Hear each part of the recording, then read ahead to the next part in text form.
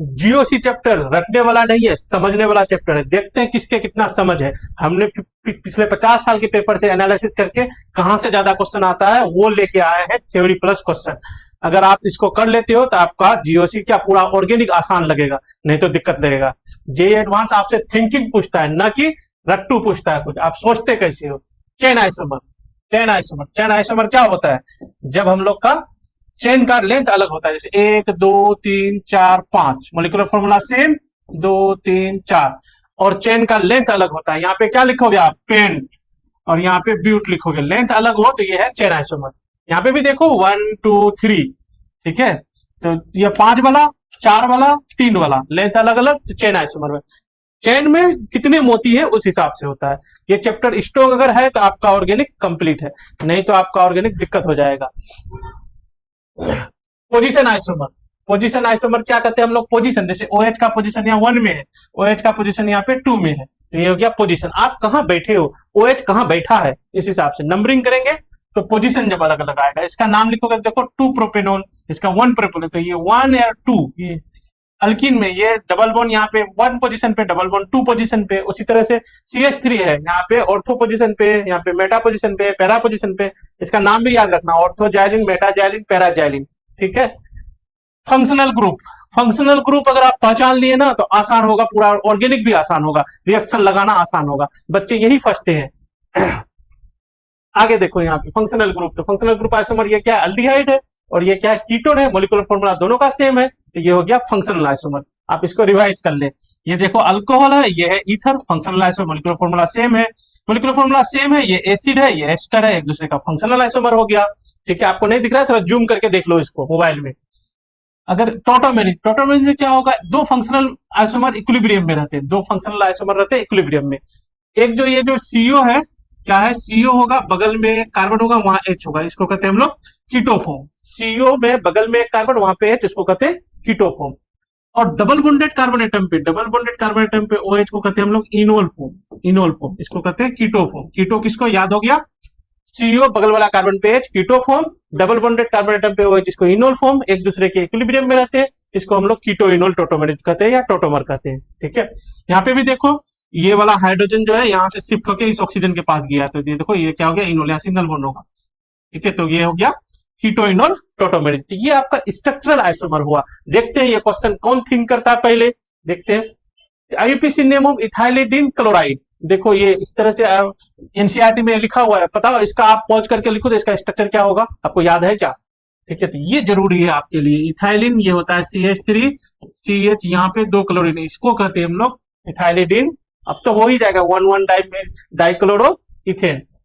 ये देखो which has the highest enol content, highest enol content किसमें होगा?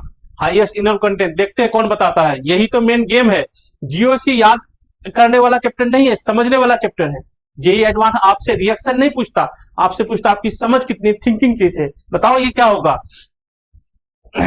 इसका हो जाएगा आंसर ये। क्यों? क्योंकि इसका अगर हम लोग इनोल बनाओगे, ये H यूज करके, देखो ना बगल वाला हमने क्या बताया थे, CO बगल वाला कार्बन में वहां पे है, इतना को मिला करके एक इनोल बना लो आप। तो इनोल बनाओगे तो आपके पास क्या हो जाएगा, यहाँ पे डबल बॉन्ड, यहाँ पे OH। फिर आप इतना को मिला के बनाओगे तो यहाँ पे डबल बॉन्ड और यहाँ पे O के जगह OH। फिर इतना को मिला के बनाओगे तो यहाँ पे डबल बॉन्ड, यहाँ पे OH। ये हो गया आपका एरोमेटिक। और एरोमेटिक कंपाउंड हाईली स्टेबल होता है, इसलिए ये जो कीटो है इसका इनोल जल्दी बन जाएगा, स्टेबिलिटी गेन करेगा। ठीक है, स्टेबिलिटी का ही तो मेन खेल है जीओसी में। ऑर्गेनिक आपका स्लेब हो जाएगा अगर जीओसी अच्छा हो जाए, नहीं तो नाइटमेयर है आपके लिए। अनसेचुरेटेड नंबर, अनसेचुरेशन फैक्टर आपको आता है ये कैलकुलेट करना। अनसेचुरेशन फैक्टर ये आता है आपको कैलकुलेट करने, बताओ। या इंडेक्स ऑफ हाइड्रोजन डिफिशियंसी भी कहते हैं। आता है तो अच्छी बात है, नहीं तो ये तरीका देख लो, आपको आता है तब भी देख लो, ये आपको फायदा देगा। क्या है, हम इस तरह से बताते हैं, जैसे अल्कीन होता है CnH2n+2 होते हैं, तो इसी के रूप में हम लोग निकालते हैं सबका। जैसे C4H8 का अगर निकालेंगे तो 4 कार्बन का आप अल्कीन बना लो, क्या होगा 4 कार्बन इस फॉर्मूला के हिसाब से C4H 4 10 हो जाएगा। तो 10 हाइड्रोजन माइनस 2 8 हाइड्रोजन, क्या अनसेचुरेशन फैक्टर कितना हो जाएगा 10 10 -8 बाई 2 ये हो जाएगा आपके पास 2/2 1 हो जाएगा अनसेचुरेशन फैक्टर। अनसेचुरेशन फैक्टर जितना आता है, कितना आया यहाँ पे 1, ये क्या बताता है equal to pi bond plus ring बताता है। मतलब इस मॉलिक्यूल में या तो एक पाई बॉन्ड होगा और एक रिंग होगा, दोनों नहीं होगा। ठीक है, एक और देखते हैं हम लोग, जैसे मान लो लिखोगे C4H6, इसका हम लोग 4 कार्बन का अल्केन देखोगे तो यही होगा C4H10, और अनसेचुरेशन फैक्टर निकालोगे तो कितना हो जाएगा हमारे पास, बताओ जल्दी से, 10 माइनस ये 6/2 ये हो गया हमारे पास 2। 2 होने का मतलब है इस मॉलिक्यूल में आपका हो सकता है 2 पाई बॉन्ड, 2 रिंग हो सकता है, 1 पाई बॉन्ड प्लस 1 रिंग हो सकता है, ये चीज हो सकता है आपके पास। 2 पाई बॉन्ड का भी अलग अलग ग्रुप है, एक ही जगह दोनों पाई बॉन्ड तो अल्काइन, 2 पाई बॉन्ड दूसरी जगह तो होगा डाइन।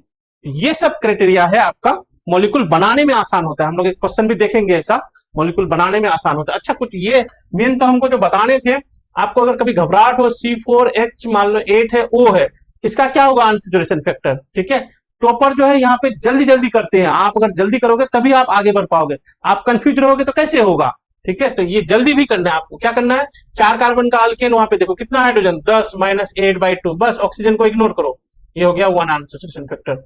ऑक्सीजन अगर रहेगा तो ऑक्सीजन को इग्नोर करना है, सोचो ऑक्सीजन है ही नहीं, इसको नेग्लेक्ट करके कैलकुलेट कर लो, वही होगा अनसेचुरेशन फैक्टर। उसके बाद अगर हम लोग देखें क्या हेलोजन देखें, जैसे C4H9 यहाँ पे एक Cl है, तो इसका कितना, एक Cl को एक हाइड्रोजन मान लेना, तो इस मॉलिक्यूल को आप मान लो C4H10, इसका निकाल लो, इसका अनसेचुरेशन फैक्टर क्या आ जाएगा, 10 माइनस 10/2 0 आ जाएगा, तो 0 है इसका भी। यहां तक हो गया। अब बचा कौन, अब बचा नाइट्रोजन कंटेनिंग कंपाउंड। नाइट्रोजन वाला कोई ले लेते हैं हम लोग एग्जांपल, जैसे C4H9N ले लेते हैं ये। ठीक है, तो नाइट्रोजन वाला को क्या करोगे आप, कैसे मैनेज करोगे, ध्यान से देखो, C4H7NH2 लिख लो, आप ऐसे लिख लो। NH2 को एक H मानो, NH2 को क्या मानोगे, एक H कर दोगे आप, NH2 को एक है। अच्छे अच्छे क्वेश्चन इसमें भी है, आप बने रहे। ठीक है, ये क्वेश्चन अगर आपका छूट जाएगा तो बेसिक वाला भी क्वेश्चन है आपका रह जाएगा। ये वही जगह है जहां पे 90% बच्चे जीओसी में गलत करते हैं, आप इसको ठीक से करें। तो NH2 को एक H मानेंगे तो ये क्या मानेंगे, C4H8 मानेंगे। C4H का अनसेचुरेशन फैक्टर कितना होगा, 10 माइनस 8/2, तो ये हो गया 1, ऐसे करेंगे। NH2 को क्या एज्यूम करेंगे, एक H हो गया आपका। फिर से बता दो, ऑक्सीजन को इग्नोर करेंगे, हेलोजन को एक हम लोग H मानेंगे, NH2 को एक हम लोग एक मानेंगे, इस तरह से हम लोग कैलकुलेट कर लेंगे, सारे के हो जाएंगे, कोई बचा नहीं। कोई कमेंट में बताओ सल्फर रहेगा तो क्या करेंगे, हमने तो ऑक्सीजन हेलोजन का बता दिए, नाइट्रोजन का बता दिए, सल्फर रहेगा तो क्या करोगे, फास्फोरस रहेगा तो क्या करोगे, देखते हैं कौन बता पाता है। जैसे देखो ये अनसेचुरेशन फैक्टर इसका निकालो और फिर जो बोल रहा है ये करो। आप एक बार वीडियो को पॉज कर लो, आप पहले इसको करके देखो, अगर आपका सही हो जाता है तो फिर अच्छी बात है, नहीं होता है तो आप सोल्यूशन देखो। ठीक है, इस तरह से करने की जरूरत होता है। अगर आईआईटी करने हैं आपको तो जिस तरीके से मैं बता रहा हूं ऐसे करना पड़ेगा। 15 साल का एक्सपीरियंस है मेरे पास, कम से कम हमने 100 स्टूडेंट को आईआईटी भेजा हूं। ठीक है, तो इसको आप क्या करने बोले, अनसेचुरेशन फैक्टर निकालो। C4H6 का यूएफ निकालोगे तो 4 दूना 8 तो 10, 10 माइनस 6/2 ये हो गया 4/2, 2 आ गया। तो हमारे पास क्या क्या हो सकता है, नहीं इसके हिसाब से कर लेते हैं, सारा नहीं करेंगे हम लोग। Total number of cyclic isomer, cyclic पूछा है ना, तो 2 रिंग हो सकता है, या फिर हो सकता है हमारे पास 1 रिंग 1 पाई बॉन्ड, ये हो गया साइक्लिक। हाँ, इसमें आप जैसे 2 रिंग सीधे सीधे पहले यही बना लेते हैं, ये एक बन गया और कोई नहीं बनेगा। इसमें जा सकते हो आप, ऐसे जा सकते हो, जो सर हम ऐसे कर लेते हैं, 3 member ring plus pi bond, हाँ बिल्कुल। 4 member ring plus pi bond कर लेते हैं सर, हाँ बिल्कुल। तो ये आप कर सकते हो, 4 member ring plus pi bond कर सकते हो आप, तो ये आपका ये हो जाएगा 4 मेंबर रिंग पाई बॉन्ड। ठीक है, और ये जो आपका होगा यहाँ पे 3 मेंबर रिंग पाई बॉन्ड बोल रहा है ये, तो 3 मेंबर रिंग हम लोग पाई बॉन्ड बनाएंगे। ये 3 मेंबर, एक कार्बन बाहर रहेगा, 4 बाहर मान लो डबल बन दे दो आप, एक कार्बन तो बाहर रहेगा ही ना। अब एक ऐसे भी बना सकते हो, यहाँ पे डबल बन दे दो, एक ऐसे भी बना सकते हो, यहाँ पे डबल बन दे दो, बस इतना ही बनेगा आपका। 1 2 3 4 5 इंटीजर टाइप 5 है, अगर आपका 5 आ गया था यू आर ग्रेट। ठीक है, आप अच्छा कर रहे हो, आप एडवांस में एक उम्मीद कर सकते हो आपका अच्छा जाएगा। ठीक है, नेक्स्ट हम लोग देखो अदर आइसोमर। ठीक है, स्टेरियो आइसोमर में जैसे हम लोग का होता है ऑप्टिकल आइसोमर में इनैंसियोमर, जैसे ये आपस में मिरर इमेज अगर हो, एक डी होता है एक एल होता है, इसको एक दूसरे का क्या कहते हैं हम लोग, इनैंसियोमर्स कहते हैं। ठीक है, अगर ये डेक्स्टो रोटेटरी होगा तो ये लेवो तो ये डेक्स्टो होगा। ठीक है, तो अभी एस वाला ये है तो ये आर है, कोई जरूरी नहीं एस कुछ भी हो सकता है, डेक्स्टो भी हो सकता है, लेवो भी हो सकता है। हाँ, एस अगर डेक्स्टो होगा तो आर लेवो हो जाएगा आपका, अगर एस अगर लेब होगा तो आर डेक्स्ट्रो हो जाएगा, इस तरह से हो सकता है हमारे पास। ठीक है, तो ये क्या है, ऑप्टिकल आइसोमर है। उस तरह से होता है सिस्टर्स आइसोमर। सिस्टर्स आइसोमर क्या होगा, ज्योमेट्रिकल आइसोमर जो कहते हैं हम लोग। ज्योमेट्रिकल आइसोमर में थोड़ा सा गड़बड़ यहाँ उल्टा लिख दिया है। ठीक है, इधर होगा ये ट्रांस और ये है सिस। ठीक है, सिस में सेम ग्रुप सेम साइड होगा तो सिस कहेंगे, और सेम ग्रुप अगर अपोजिट साइड होगा तो उसको हम लोग ट्रांस कहेंगे। दो ग्रुप काफी है, दोनों ग्रुप अलग भी हो सकता है। मतलब ये भी सिस है हम लोग का, सी यहाँ पे एच, यहाँ पे एच, यहाँ पे मिथाइल कर लो और यहाँ पे इथाइल कर लो, तो ये ट्रांस है आपका। ये ट्रांस है, same group same side opposite side तो ट्रांस है, सेम ग्रुप सेम साइड तो क्या है, सिस है। ठीक है, ये बहुत कंफ्यूजिंग होता है, यहाँ पे ठीक से ध्यान रखो। इनएंशियोमेरिक पेयर, इनएंशियोमेरिक पेयर हम लोग जो है ये हमेशा पेयर में रहता है। जैसे एक कंपाउंड है, इसका अगर एक कायरल सेंटर एटम है CH3C, यहाँ पे OH है, COH है, यहाँ पे H है, एक कायरल सेंटर है तो इसका दो होगा, एक D होगा एक L होगा। ठीक है, तो इस पेयर को हम लोग कहते हैं इनएंशियोमेरिक पेयर कहते हैं। इसको क्या कहते हैं, इनएंशियोमेरिक पेयर। ठीक है, ये दोनों मिलाकर के एक पेयर हुआ इनएंशियोमेरिक पेयर। इनएंशियोमेरिक में एक S होगा तो एक R होगा, एक डेक्स्ट्रो लेबोरेटरी होगा तो एक लेबो होगा, अगर ये लेबो होगा तो ये डेक्स्ट्रो होगा। इस तरह से होते हैं हमारे पास। Diastereomer not related to mirror image, ये मिरर इमेज नहीं होगा। ठीक है, तो सिस ट्रांस भी हम लोग डायस्टोआइसोमर में आते हैं। यहाँ लिख लो, ये दोनों जो है ना, ये दोनों डायस्टोआइसोमर में आ जाएगा, सिस एंड ट्रांस। ये भी आ जाएगा आपका डायस्टोआइसोमर में, सिस ट्रांस भी आपका आ जाएगा, ये डायस्टोआइसोमर में आ जाएगा। ठीक है, अच्छा यहाँ गलत था लिखा हुआ तो मैंने यहाँ पे ट्रांस, यहाँ पे सिस। ठीक है, हाँ, उसके बाद कन्फर्मेशनल आइसोमर। कन्फर्मेशनल आइसोमर दो सबसे ज्यादा इंपॉर्टेंट है, वो रखा हूं मैंने।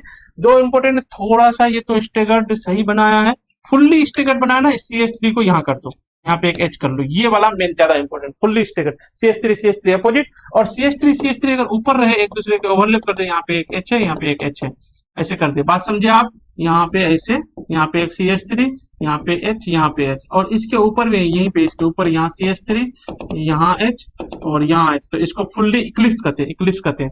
स्टेगर्ड हम लोग का ज्यादा स्टेबल होता है, इक्लिप्स क्या होता है, कम स्टेबल होता है। आप इसको रिवाइज करोगे, बार बार करना, आपका अच्छा हो जाएगा। एक तो रह गया मेजो कंपाउंड, इसने बताया नहीं, मेजो कंपाउंड यहाँ पे नहीं दिया है, मेजो कंपाउंड नहीं दिया, मेजो कंपाउंड एक वो इंपॉर्टेंट है। मेजो कंपाउंड क्या है, इंपॉर्टेंट है।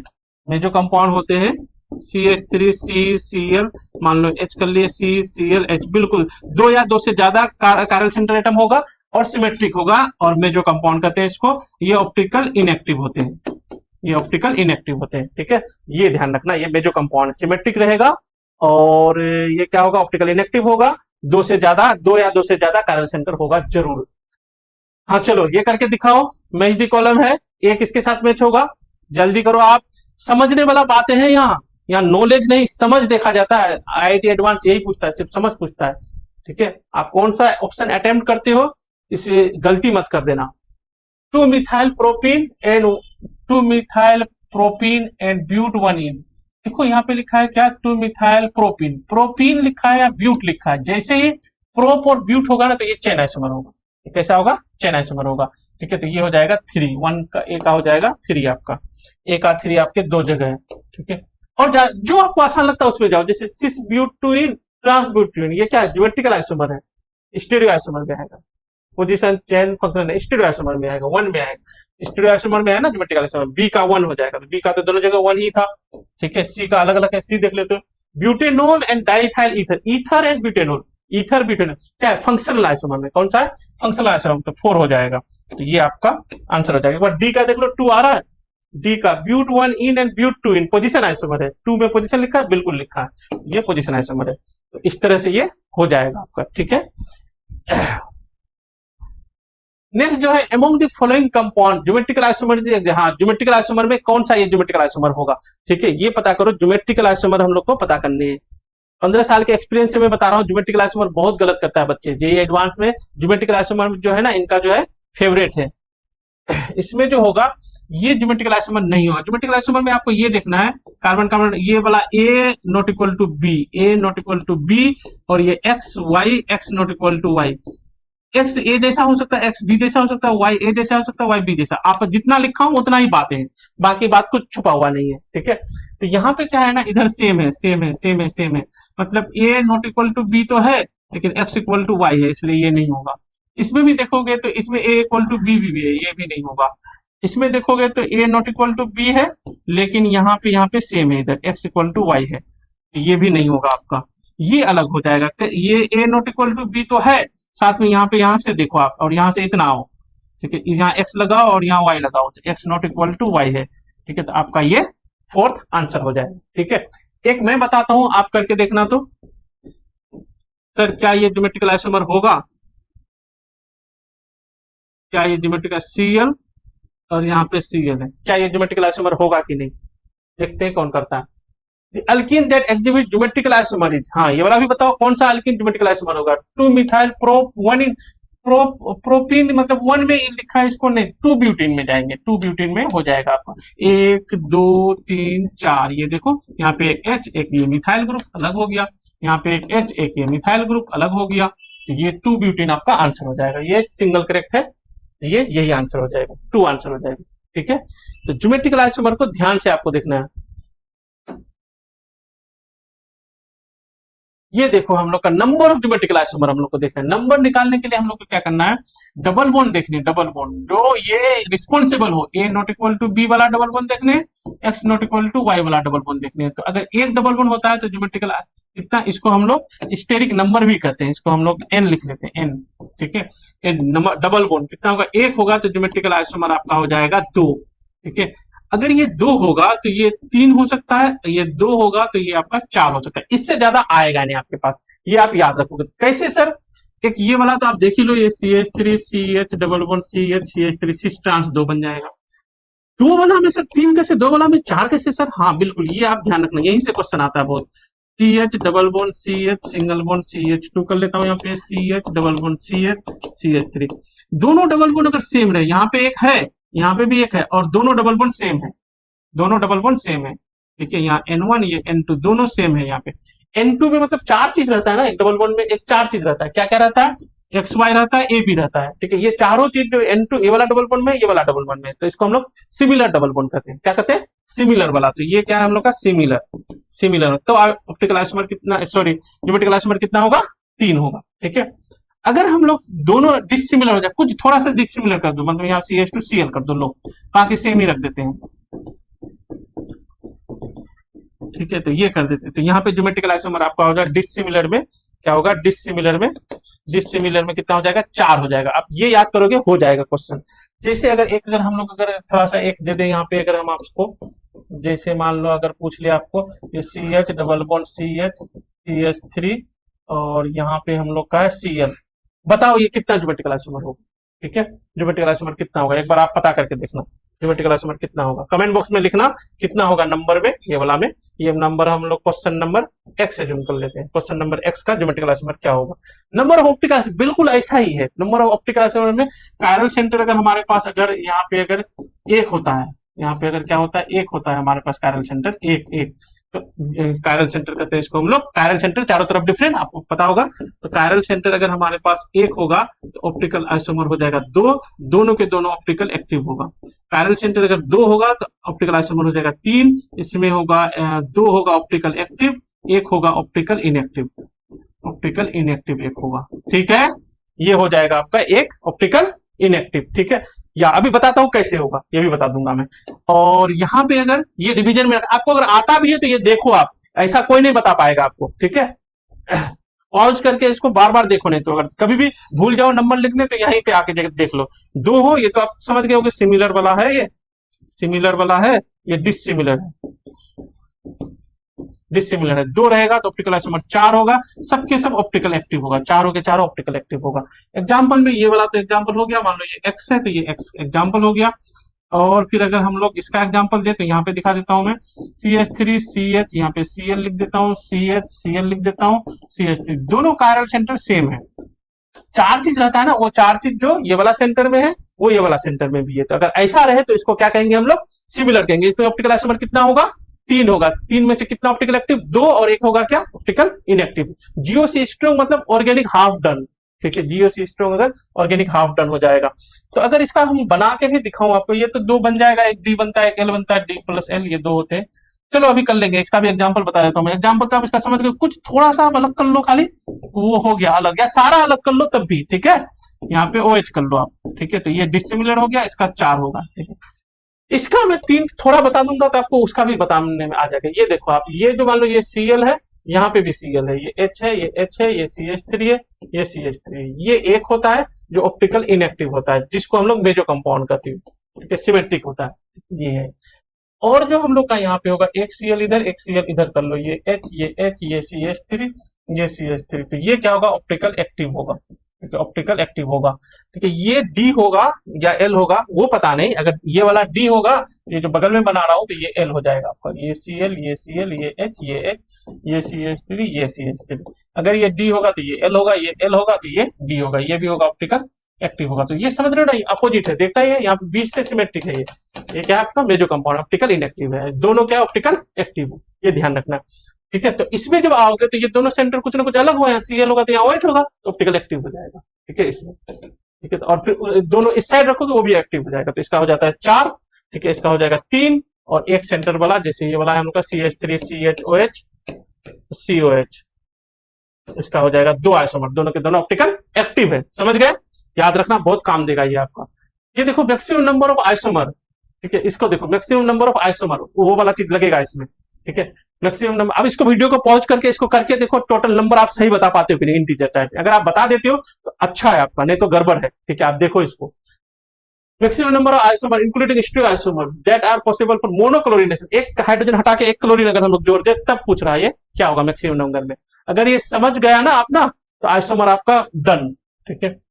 ध्यान से देखो, हम लोग क्या करेंगे, नंबरिंग कुछ कर दूं, XYZ कर दूं, कर देता हूं मैं। ये X है, ये Y कार्बन है, ये Z है, और ध्यान से देखो ये वाला टाइप में ही हम लोग नंबरिंग नहीं करे, टाइप में ला जा रहे हैं। X है, ये Y है, X type Y type same है, X टाइप है, Y टाइप है, Z है, और ये W है। स्ट्रक्चर अगर हम लोग बनाओगे तो कितना आएगा, X Y Z and W, 4 structure आएगा, 1 2 3 4 ही आएगा, ठीक है। थोड़ा सा शॉर्ट में बताता हूँ, वीडियो लेंथ ज्यादा हो जाता है। देखो आप यहाँ से ऐसे नहीं, ऐसे करते हैं हम लोग, X से करते हैं। X में अगर हम लोग जोड़ देते हैं, X में क्लोरीन जोड़ते हैं, यहाँ पे H हटा के क्लोरीन जोड़ते हैं, ठीक है, तो हमारा क्या हो जाएगा ना, Z कायरल सेंटर हो जाएगा। जेड में इधर क्या होगा, इथाइल क्लोरीन वाला, और यहाँ बिल्कुल इथाइल वाला, ठीक है। तो जेड कायरल सेंटर, तो आप यहाँ ध्यान से देखो, ऐसे देखो, जेड कायरल सेंटर, एक कायरल सेंटर एटम होगा तो हमारा ऑप्टिकल आइसोमर क्या हो जाएगा, 2 हो जाएगा, अभी भी किए हम लोग, 2 हो जाएगा ऑप्टिकल आइसोमर, ठीक है। अगर Y में करते हैं, Y में क्लोरीन एक H हटा करके यहाँ Cl जोड़ते हैं, Y में अगर जोड़ते हैं तो Y भी कायरल सेंटर हो जाएगा और Z भी हो जाएगा, और दोनों अलग होगा। Y में क्या है हमारा, Y में कायरल सेंटर होगा एक CH3 वाला, अच्छा उसमें भी CH3 है, और भी देखते हैं, इसमें एक H है, इसमें भी एक है, इसमें इथाइल ग्रुप है, ठीक है, इसमें यहाँ पे कायरल इथाइल है, इसमें क्या होगा, इथाइल नहीं होगा, ये पूरा होगा, ऐसे करके देखो, ठीक है। तो क्या हो जाएगा हम लोग का, अलग हो जाएगा, ठीक है, अलग होगा, बिल्कुल अलग होगा। तो Y में अगर हम लोग क्लोरीन जोड़ते हैं तो हमारा Y खुद और Z भी कायरल सेंटर एटम हो जाएगा, और दोनों अलग हो जाएगा, तो इसका आइसोमर हो जाएगा आपका 4, 2 कायरल सेंटर एटम का 4, जैसे हमने बताया, ठीक है।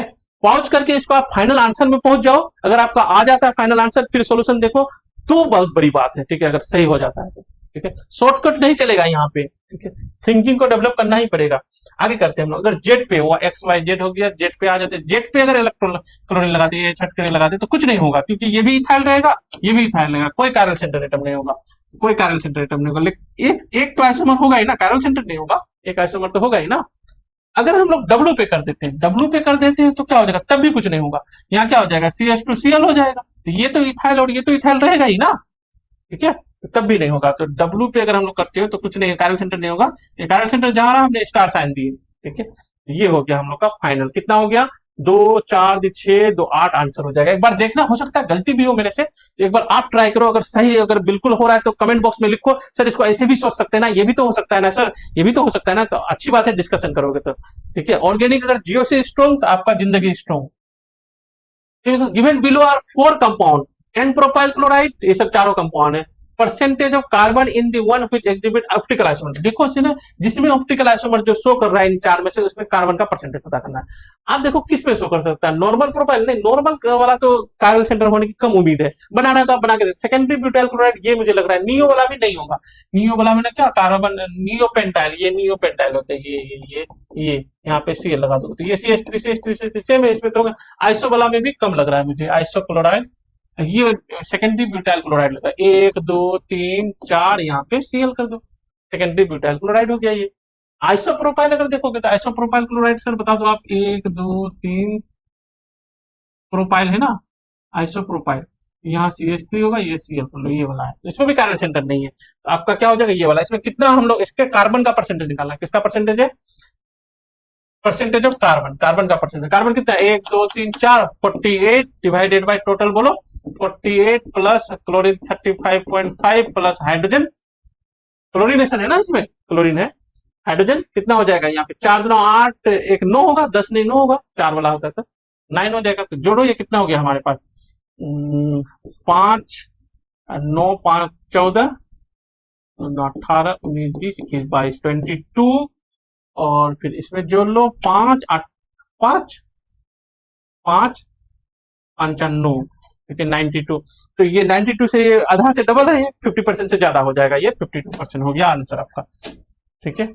अब ये हम लोग का इलेक्ट्रॉनिक इफेक्ट, ये इंपॉर्टेंट बात है, ये आपको रिवीजन में रखना पड़ेगा। इलेक्ट्रॉनिक एरोमेटिसिटी, एरोमेटिसिटी क्या होता है, जिसमें 4n+2 पाई इलेक्ट्रॉन हो, रिंग हो और पूरे रिंग में इलेक्ट्रॉन घूमते रहे, पूरे रिंग में कंजुगेशन हो। रिंग मेहनत से नहीं डायरेक्शन से आता है, ठीक है, तो डायरेक्शन सही रखो, एक छोटा सा रिवीजन करो और क्वेश्चन करो खूब, ऐसे करना पड़ेगा, ठीक है। अगर आप ये समझ गए ना, ये ट्रिक जो नहीं मेहनत से नहीं डायरेक्शन से आता है, ठीक है। जैसे आप ट्रेन पकड़े, दिल्ली में गए, ट्रेन पकड़े, जाना है मुझे कहाँ जाना है, तुम घर जाना है, तो पता चला वहां पाकिस्तान का ट्रेन पकड़ लिया तुमने, तो डायरेक्शन चेंज हो गया तुम्हारा, ऐसे नहीं हो पाएगा, डायरेक्शन सही रखो। तो ये क्या हम लोग का, तो 4n+2 इलेक्ट्रॉन रेजोनेंस में होना चाहिए। एन का वैल्यू अगर 0 करोगे तो मतलब 2 इलेक्ट्रॉन, एन का वैल्यू 0 करोगे तो 2 आ जाएगा, एन का वैल्यू 1 करोगे तो 6 आएगा, एन का वैल्यू 2 करोगे तो 10 आ जाएगा, 2 10 2 6 10 14 इस तरह से आ जाएगा। ये इतने इलेक्ट्रॉन अगर रेजोनेंस में, तो वो क्या होता है, aromatic, highly stable, extra stability है, ठीक है उसके पास, ये आपको समझना है। दूसरा प्रायोरिटी होता है रेजोनेंस का। रेजोनेंस में क्या होता है ना, जो है इलेक्ट्रॉन पेयर जो है मूव करते रहता है, इलेक्ट्रॉन पेयर मूव करते रहता है, कंजुगेशन में रहता है, और ये भी स्टेबिलिटी देता है, ठीक है। तो यहाँ पे ये वाला इधर गया, ये वाला इधर चला गया, तो ये बन गया, दो के बीच में डबल हेडेड एरो होते हैं। ये भी, ये इसको कैसे समझोगे, इसको ऐसे समझो, ये मान लो यहाँ पे NO2 ग्रुप है और ऐसे है, ये रेजोनेटिव स्ट्रक्चर है, और इसको NO2 ग्रुप को हम लोग ऐसे कर दो, ये भी रेजोनेटिव स्ट्रक्चर है, एक दूसरे का रेजोनेटिव स्ट्रक्चर। रेजोनेंस भी आने से क्या होता है, हाईली स्टेबल होता है। आपको शायद उससे पता होगा रेजोनेंस कहाँ होता है, पाई सिग्मा पाई होना चाहिए, पाई सिग्मा पॉजिटिव चार्ज होना चाहिए, या पाई सिग्मा नेगेटिव चार्ज होना चाहिए, या फिर पाई सिग्मा फ्री इलेक्ट्रॉन होना चाहिए, पाई सिग्मा क्या लोन पेयर होना चाहिए, ये सब जगह पे रेजोनेंस होते हैं, ठीक है, ये सब जगह पे होता है। हाइपर कंजुगेशन कहाँ होगा, हाइपर कंजुगेशन जो है 4 स्पीशीज में होता है, कितने 4, किसमें, ईन में होता है, आयन में होता है, कार्बोकेटायन में होता है और फ्री रेडिकल में होता है, ठीक है। ईन आयन कार्बोकेटायन फ्री रेडिकल में होता है। ईन में कैसे, डबल बॉन्ड हो, बगल में कार्बन हो, वहां H हो तो वो हो जाएगा, जिसको हम लोग अल्फा हाइड्रोजन कहते हैं। जितना अल्फा हाइड्रोजन ज्यादा वो ज्यादा स्टेबल होगा, ठीक है। उसी तरह से ये आयन में भी यही कहानी है, ट्रिपल बॉन्ड हो, बगल में कार्बन हो, वहां पे H हो तो ये हो जाएगा आपका हाइपर कंजुगेशन होगा। कार्बोकेटायन में भी ऐसा ही, कार्बन पॉजिटिव हो, बगल में कार्बन हो, वहां H हो तो इसको अल्फा हाइड्रोजन कहते हैं, तो हो जाएगा। और फ्री रेडिकल में भी ऐसा ही है, बगल में कार्बन हो, वहां H हो तो इसको हम लोग अल्फा हाइड्रोजन कहते हैं, हाइपर कंजुगेशन होगा। और जितना ज्यादा अल्फा हाइड्रोजन उतना ज्यादा स्टेबल होगा, आपको ऐसे चेक करना है। जैसे यहाँ देखो, ये 3H को ऐसे करके दिखाया, अल्फा हाइड्रोजन 3 है, यहाँ अल्फा हाइड्रोजन 3 है, ठीक है। ये यहाँ पे क्या होता है, वही बात लिखा है, जो इसका जो ये अल्फा हाइड्रोजन है ना, ये सिग्मा बॉन्ड और ये पाई बॉन्ड, ये रेजोनेंस में रहता है। Sigma bond and pi bond क्या रहता है, रेजोनेंस में रहता है, ठीक है। इंडक्टिव इफेक्ट, इंडक्टिव इफेक्ट में क्या करता है, परमानेंट इफेक्ट होता है, या खींचता है या धकेलता है, ठीक है। अगर अपनी ओर खींचता है तो इसको हम लोग कहते हैं माइनस आई इफेक्ट, जैसे क्लोरीन अपनी तरफ खींचता है, इसको कहते हैं माइनस आई इफेक्ट, इसको क्या कहेंगे, माइनस आई इफेक्ट करेंगे। और जैसे कोई ग्रुप होता है CH3 CH2 CH3, तो ये ऐसे देखता है तो इसको प्लस आई इफेक्ट करते हैं। तो अल्काइल ग्रुप सबको प्लस आई इफेक्ट करते हैं, हेलोजन जो इलेक्ट्रोनेगेटिव ग्रुप होता है उसको माइनस आई करते हैं, जो अपने आप खींचता है उसको माइनस आई, जो धकेलता है इलेक्ट्रॉन पुश करता है उसको हम लोग लिखते हैं प्लस आई लिखते हैं, ठीक है। ये देखो, ये बेसिक अगर ठीक होगा तभी हो पाएगा, ठीक है, ध्यान रखना। ये स्टेबिलिटी जो है रूल है, स्टेबिलिटी अगर अच्छा तो आप अच्छा कर दोगे। और स्टेबिलिटी कौन बताएगा, प्लस माइनस रेजोनेंस, रेजोनेंस ये सब क्या आपका कंपटीटर है, ठीक है। रेजोनेंस इंडक्टिव इफेक्ट जैसे आपस में कंपटीटर है, ठीक है। हर इफेक्ट को ईगो जैसा लेता है इन लोग।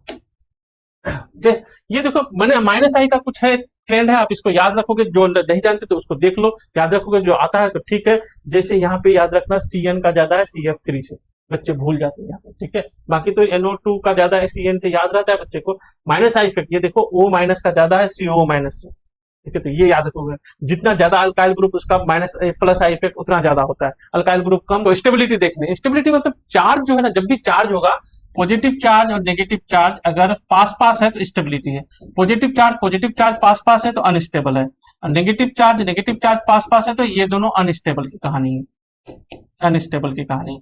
ये जितना पास होगा और पास कर दो और स्टेबल, और पास कर दो और स्टेबल, और पास कर दो और, ठीक है, इस तरह से आ जाएगा स्टेबिलिटी। ये पॉजिटिव पास पास है, ये क्या है हम लोग का लीस्ट स्टेबल है, ये आपका लीस्ट स्टेबल, ये आपका आंसर होगा, ठीक है, ये आंसर हो जाएगा। यहाँ थोड़ा पॉजिटिव नेगेटिव पास रहे कुछ नहीं, अच्छी बात है, पॉजिटिव नेगेटिव पास रहे अच्छी बात है, ठीक है। यहाँ पे देखो पॉजिटिव नेगेटिव पास में है, ये दूर में है, लेकिन यहाँ पॉजिटिव पास में जो है बिल्कुल लीस्ट स्टेबल यही है आपका, यही आंसर होगा।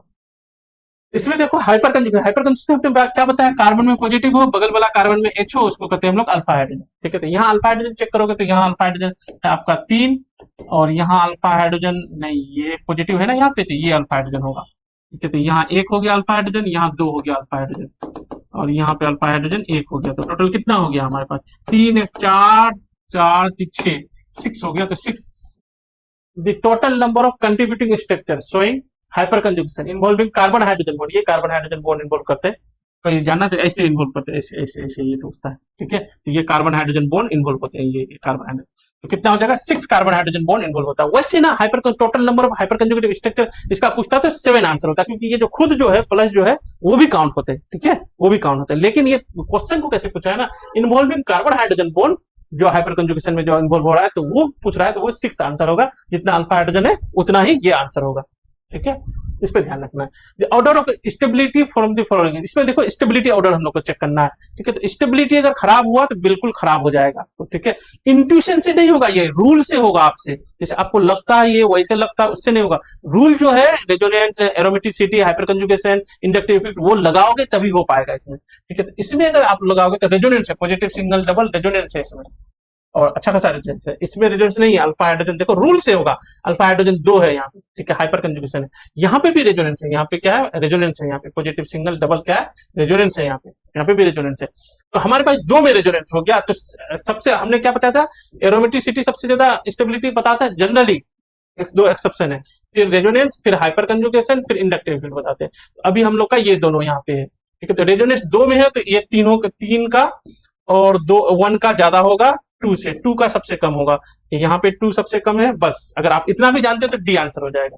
इन दोनों में क्यों, इसमें पॉजिटिव सिंगल डबल ज्यादा रेजोनेंस है, इसमें क्या है ज्यादा रेजोनेंस है, इसमें क्या है पॉजिटिव सिंगल डबल कम रेजोनेंस है। तो ज्यादा रेजोनेंस वाला क्या होगा, ज्यादा स्टेबल होगा, तो हमारा क्या हो जाएगा, सबसे ज्यादा 3 हो गया, फिर 1 हो गया, फिर 2 हो गया, आंसर हो गया डी, ठीक है। ये आपका आंसर हो गया। Thank you, have a good day. आप लोग लाइक करें, सब्सक्राइब करें और दूसरों से शेयर करें, नॉलेज शेयर करोगे तभी जिंदगी में अच्छा होगा, दुआ मिलेगा, जो जैसे हम शेयर कर रहे हैं।